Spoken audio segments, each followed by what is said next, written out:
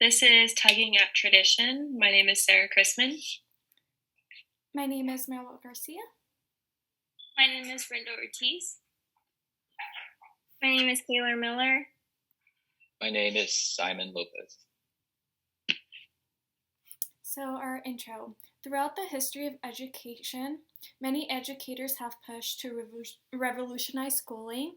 Francis W. Parker is one of the first educators to push for progressive education. He did not see the value in simply drilling information into students' minds. Historically, education progressives have come in a variety of forms. An example is progressive education has been more associated with active learning, cooperative planning, and attempts to relate learning to life. An important question is, should education be progressive or more traditional? Roots of progressivism. Lawrence A. Kremen observed in his 1961 history the transformation of the school. 35 years from the Civil War's end to turn to the century, America remained itself from a nation of farms and small towns and urban industrial empire.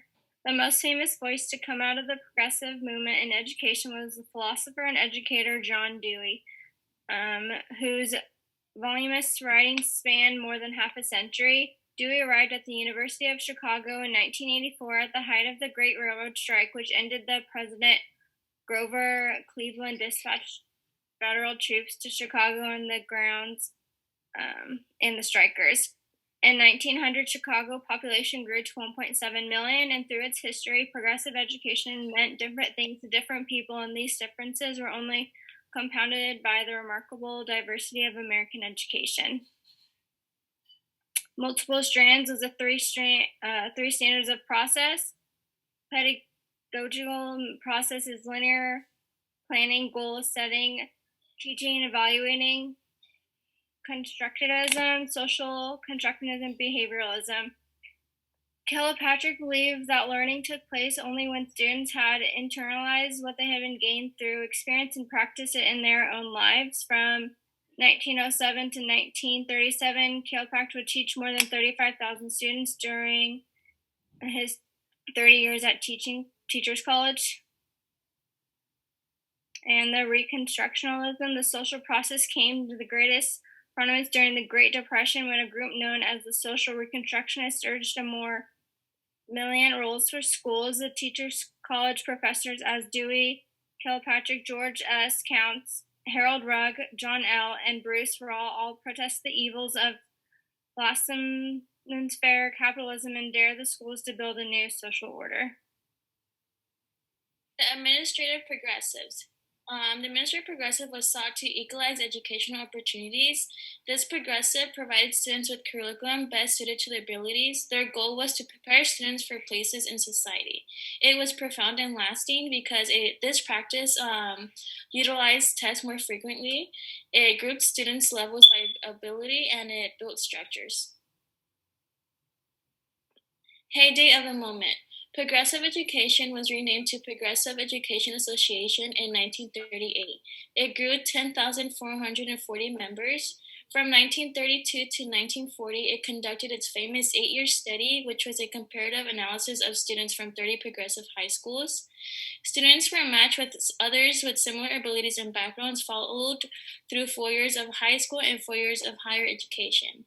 1,475 matched, which were graduates of experimental schools. They earned slightly higher grade point averages, more academic honors, and higher degrees of intellectual curiosity and drive. The Life Adjusters, it was a new progressive way of schooling that came about. It focuses on fundamental practices and advocated for different curricular tracks for students with special interests and abilities. In 1945, it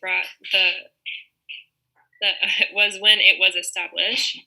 This is when it began to prepare students for more everyday life problems. And the backlash from this is that the courses were highly criticized, many claiming that you don't just lose your common sense. And many that were in education that had advocated for this progressive teaching, they were either fired or shamed underground. The nation turned to more traditional ways after this, focusing on science, math, and foreign language learning, which also gave an opportunity for the gifted students to get more attention.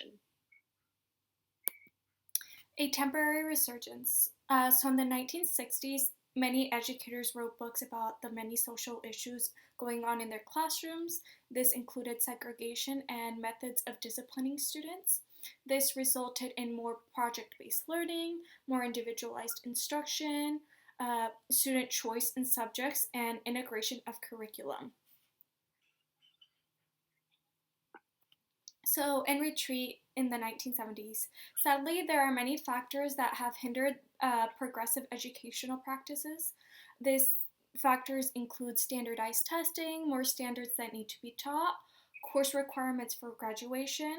Yet there is still some progress. There are things like the voluntary national standards for math, which focus on students understanding the content, not just memorization. There are schools across the country that persist in the use of progressive practices. These schools tend to be charter school or alternative schools that have more flexibility and opportunities compared to our typical schools. A difficult affair, progressive pedagogy's impact. School structure, 180 students a day in high schools, schools being driven by high test scores, and course requirements are all opposite of hands-on and individualized instruction. There are also social beliefs of what school is to teachers, usually anxiety over whether their students know enough, which discourages innovation. Progressive teachers need to know how to teach students and the subject well and have a complete understanding of the class and the students within it. There is also criticism on progressive education, such as with E.D. Hirsch Jr., who states progressive education has led to social inequity and practical failure. These things cycle. The learning movement today can be adopted by progressives in terms of what children need to know and what is important for them to know. They can't be pressured to learn these things, but there is also more than one way to learn too. The traditional approach of teaching has been geared towards changing curriculum and keeping pedagogy constant, but the opposite is now happening by keeping curriculum constant and changing pedagogy, creating a happy medium between conservative content and progressive pedagogy. Even with the efforts to find middle ground, the discussion between progressives and traditionalists continues on.